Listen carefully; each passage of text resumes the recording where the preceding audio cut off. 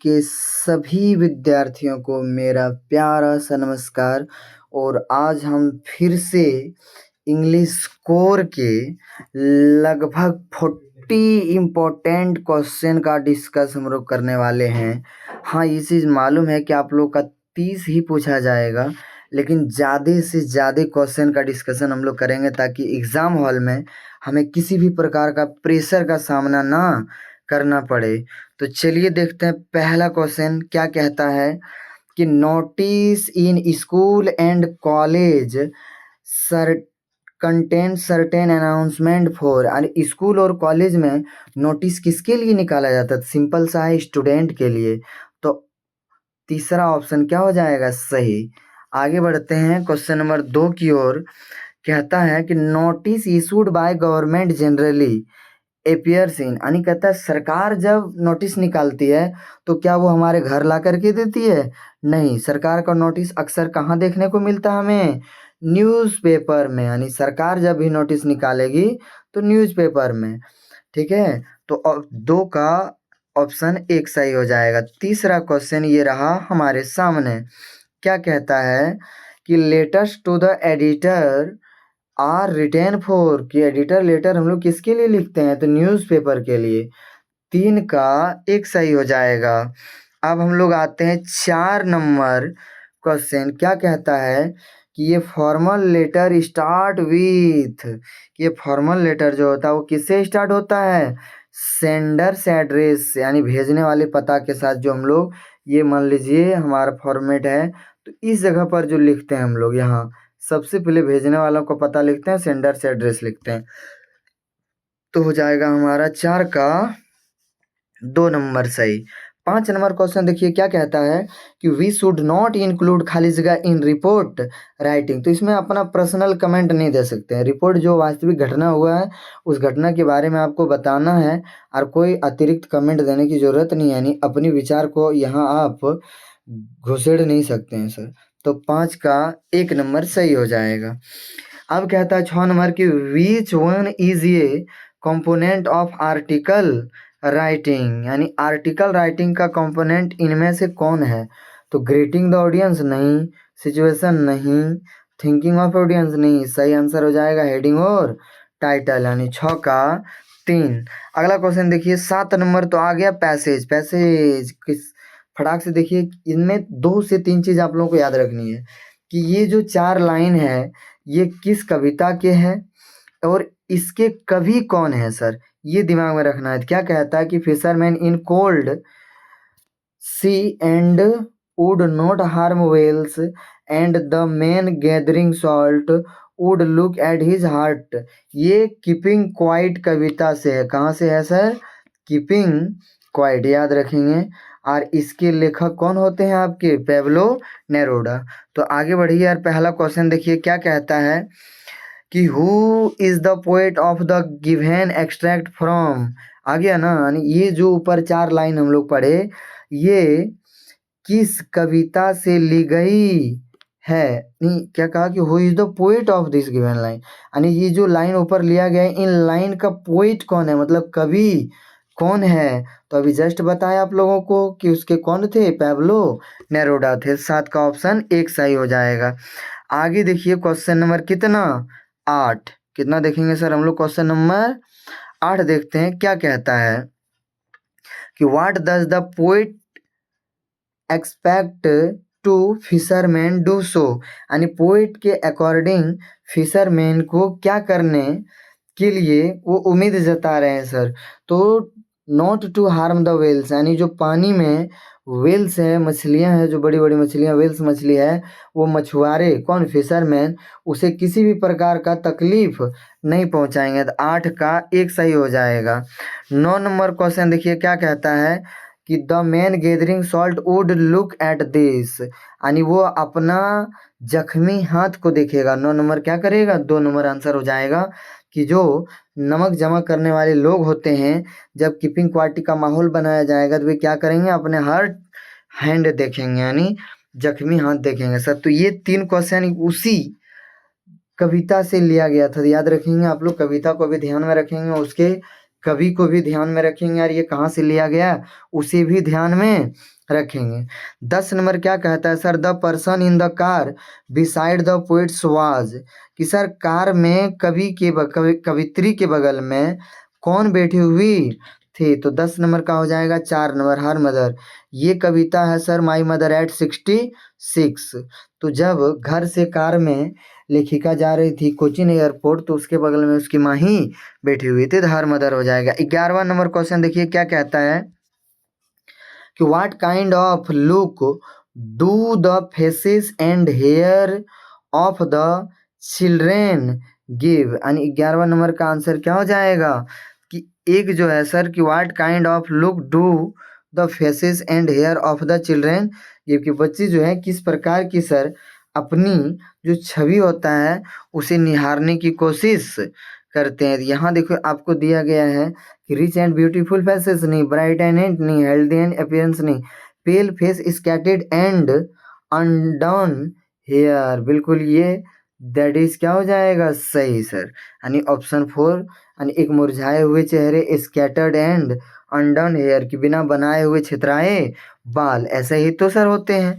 तो 12वां नंबर आप देखेंगे सर क्या कहता है कि what makes for itself ये cooling covered against hot season, तो क्या हो जाएगा 12 का 4, द क्लियर रील्स, यानी जो गर्मी के मौसम होता है सर उस मौसम के लिए कूलिंग कवर्ड के लिए क्या की जाती है खुद में कि क्लियर रील्स तैयार की जाती है। अब 13वां नंबर क्या कहता है देखिए कि what was road side stand build, कि रोड साइड स्टैंड जो है सर उसे क्यों बनाई जाती है, तो टू अर्न मनी, कुछ पैसा बना लेने के लिए, कुछ पैसा कमा लेने के लिए। 13 का 3 सही हो जाएगा। 14 नंबर देखिए क्या कहता है कि what is aunt Jennifer's doing with the owl, यानी आंट जेनिफर्स जो है वो आउल के साथ करते क्या है सर, तो 14 का क्या हो जाएगा कि सी इज एम्ब्रॉयडिंग ये वॉल पैनल, कि वे क्या करते हैं सर एक दीवार पे पैनल बनाते हैं, पर्दा बनाते हैं जिस पर अपनी अच्छाई को या अपनी प्रतिछाया को दिखाते हैं सर और कंपैरिजन करते हैं। तो 14 का 1 सही हो जाएगा। अब आइए 15वां नंबर क्वेश्चन कहता है how many years did M Hamel serve in the school, यानी एम हेमल ने लगातार कितने वर्षों तक स्कूल में सेवा दी है, तो 40 वर्षों तक, ऑप्शन 4 सही हो जाएगा। आगे देखिए 16वां नंबर क्या कहता है कि what did M Hamel say about French language the last lesson, ये कहता है कि द लास्ट लेसन जो पार्ट है सर उसमें एम हेमल फ्रेंच लैंग्वेज के बारे में क्या कहते हैं, तो कहता है सर मोस्ट ब्यूटीफुल लैंग्वेज, बिल्कुल ये भी बात बोले थे, क्लियरेस्ट लैंग्वेज ये भी बोले थे, लॉजिकल लैंग्वेज ये भी बोले थे, क्या हो जाएगा हमारा सही आंसर ऑल ऑफ दीज, 16 का 4। कहता sir where has Saheb and his family come from, कि साहेब और उसके परिवार कहाँ से आए हुए थे, तो वो बांग्लादेश की राजधानी ढाका से आए हुए थे, तो ऑप्शन ए हो जाएगा, नहीं 1 सही हो जाएगा। अगला कहता है which city is famous for glass Bengal, यानी सर कांच के चूड़ियों के लिए सर कंगन के लिए कौन सा शहर फेमस है, तो याद रखेंगे फिरोजाबाद, 18 का 3 हो जाएगा सही आंसर। चलिए 19 number what does Mukesh want to become, यानी मुकेश जो है वो क्या बनना चाहता था, तो मोटर मैकेनिक, क्या बनना चाहता था मोटर मैकेनिक, यही है सही, 19 का 4। 20वां नंबर क्वेश्चन क्या कहता है according to the author what was garbage from the children, तो ये वंडर क्या हो जाएगा एक वंडर, यानी बच्चों यहाँ कह रहा है सर कि लेखक के अनुसार बच्चों के लिए कूड़े कचरे का मतलब क्या था, तो एक आश्चर्यता सर, यानी ये वंडर हो जाएगा। आगे देखिए कहता है सर 21वां नंबर की for how many years had the author taught in high school in Yakima, कहता लेखक जो है सर याकीमा के हाई स्कूल में कितने दिन तक पढ़े थे, तो 2 साल तक, कितने दिन तक पढ़े थे 2 साल। आगे बढ़ेंगे सर, यानी 1 नंबर सही था। In the peddlers view what does the world look like, यानी पेडलर के विचार से, चूहे दानी बेचने वाले के विचार से पूरी दुनिया क्या था, एक रेट रैप ही था सर, यानी ऑप्शन 4 इज द राइट। 22 के बाद चलिए सर क्वेश्चन नंबर 23 में। कहता how many delegates participated in the December 1916 annual conversation of Indian national Congress held at Lucknow. यानी लखनऊ में जो ये भारतीय राष्ट्रीय कांग्रेस के द्वारा जो कन्वर्सेशन रखी गई थी सर, उसमें कितने हस्तियां सर पार्टिसिपेट किए थे? तो 13 का ये 23 नंबर का हमारा सही आंसर हो जाएगा बी। कितना? 2301 डेलीगेट्स वहां आए हुए थे सर।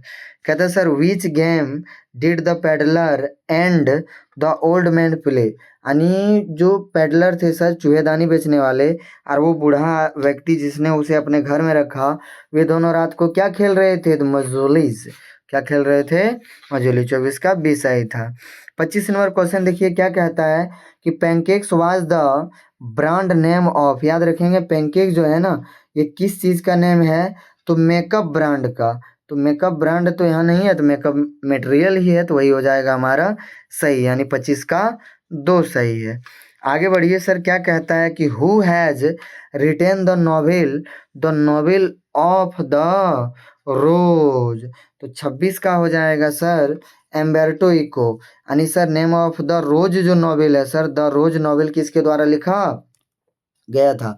तो 26 का 3 एम्बर्टो इको। आगे देखिए क्या कहता है कि which game are Sophie's and her family fans of. कि सर सोफी और उसका परिवार जो है किस खेल के सर एकदम दीवाने थे? याद रखेंगे फुटबॉल के। किसके? फुटबॉल के। यानी 27 का 4 सही हो जाएगा। 28वां नंबर क्वेश्चन क्या कहता है कि which country did Danny play for. कि डैनी केजी जो था सर, वो किस देश के लिए खेलते थे? तो याद रखेंगे 28 का क्या हो जाएगा? नीदरलैंड। नहीं, गलत है। न्यूजीलैंड गलत है। स्विट्जरलैंड गलत है। सही आंसर हो जाएगा आयरलैंड। 28 का 4। आगे कहता है सर कि who is the tiger king. Tiger king कौन थे? तो 29 का हमारा परफेक्ट आंसर हो जाएगा द महाराजा ऑफ प्रतिबंधपुरम। यानी option A is the right. Option A is the right. आगे देखिए सर, कहता है 30 नंबर क्वेश्चन कि in which hour was the prince of the tiger king born. यानी कहता है सर जो प्रतिबंधपुरम के महाराज थे द टाइगर किंग, उसका जन्म किस नक्षत्र में हुआ था सर? किस नक्षत्र में हुआ था? तो याद रखेंगे कि in the hour of bull. ठीक है, कि वो मतलब बैल के नक्षत्र में, या सांड बोल लेंगे, उसके नक्षत्र में उसका जन्म होता है। क्योंकि सर उसका बैर चला था बाघ से, और बाघ और बैल तो जानी दुश्मन होता है सर। इसीलिए भविष्यवाणी हुआ था कि पर महाराज जो है टाइगर किंग की मृत्यु एक बाघ के हाथों होनी है, टाइगर के हाथों होनी है। अब 31वां नंबर क्वेश्चन देखिए क्या कहता है कि who had sent the first day cover. कि सर फर्स्ट डे कवर जो है किसके द्वारा भेजेगी? ये question sir the third level से है, तो वो किसके द्वारा? सैम के द्वारा। सैम कौन थे? चार्ली के दोस्त थे सर। जो नैरेटर है, कहानी के वर्णन करता थे चार्ली, उसके ये दोस्त थे। 31 का 4। चलिए अब क्वेश्चन नंबर 32 कहता है क्या? 32 नंबर सर समझेंगे कि who was same in the third level. कि सेम जो है ना कहानी थर्ड लेवल में क्या है? तो एक साइकेट्रिस्ट हैं एंड चार्ली के दोस्त भी हैं। कि ये साइकेट्रिस्ट एंड ये फ्रेंड ऑफ चार्ली। कि 32 का 2 हो जाएगा सही। अगला चलिए सर 33 नंबर क्वेश्चन कहता how many time zones did Tishani Doshi across. तो 9 टाइम जोन। कितना टाइम जोन क्रॉस किए थे वो? 9। तो ऑप्शन 4 हो जाएगा सही। आगे देखिए सर कहता है 34 नंबर क्वेश्चन कि विच programme was headed by captain Geoff green. तो जोफ ग्रीन के द्वारा जो सर प्रोग्राम चलाया गया था, उस प्रोग्राम का नाम क्या था कनाडा में? ये student on ice. 35 number question देखिए सर क्या कहता है कि हु वाज डॉक्टर सदाव। तो एकदम सिंपल सा आंसर है, वो जापान के एक डॉक्टर थे। आंसर हो जाएगा ये जापानीज डॉक्टर। 36 नंबर क्या कहता है कि टू होम डिड रोगर skunk go with his problem. यानी ये सूट विजार्ड हिड मॉमी का क्वेश्चन है। आई थिंक आपके सिलेबस से शायद हटा दिया गया है इनकी 36 नंबर, लेकिन चलिए कोई नहीं, फिर भी दिमाग में ले लेते हैं हम लोग। तो 36 का क्या कहता है कि वाइज ओल्ड आउल, यानी वह बूढ़े बुद्धिमान उल्लू के पास जाते हैं अपनी प्रॉब्लम यानी समस्या का समाधान ढूंढने के लिए।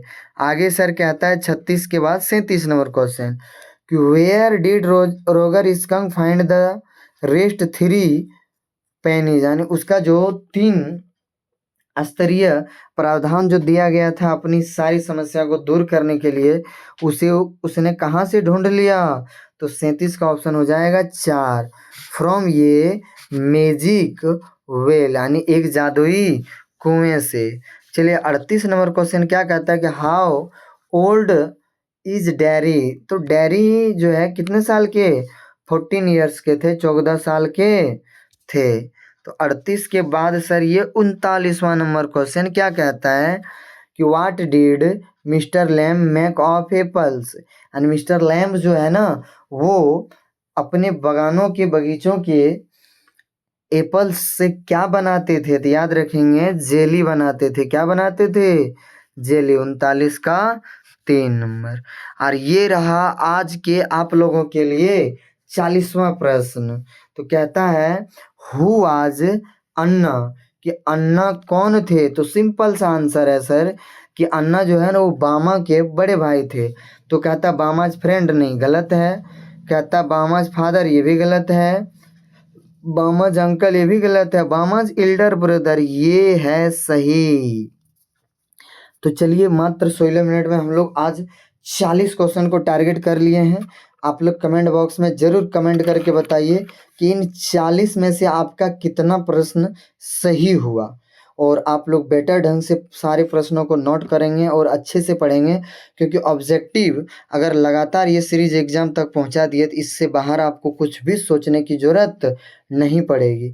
ये सारे के सारे प्रश्न आपके यहीं से टकरा जाएंगे एग्जाम हॉल में और सब सही हो जाएगा, क्योंकि ये सारा प्रश्न जेसीईआरटी द्वारा चुनिंदा प्रश्न है। तो चलिए कैसा लगा वीडियो आप लोग हमें कमेंट करके बताइए, और वीडियो अच्छा लगे और आप इस चैनल पे नए आए हुए हैं तो ज़रूर हमसे जुड़ने के लिए चैनल को सब्सक्राइब कर लें। फिर मिलते हैं अगले वीडियो में, तब तक के लिए धन्यवाद।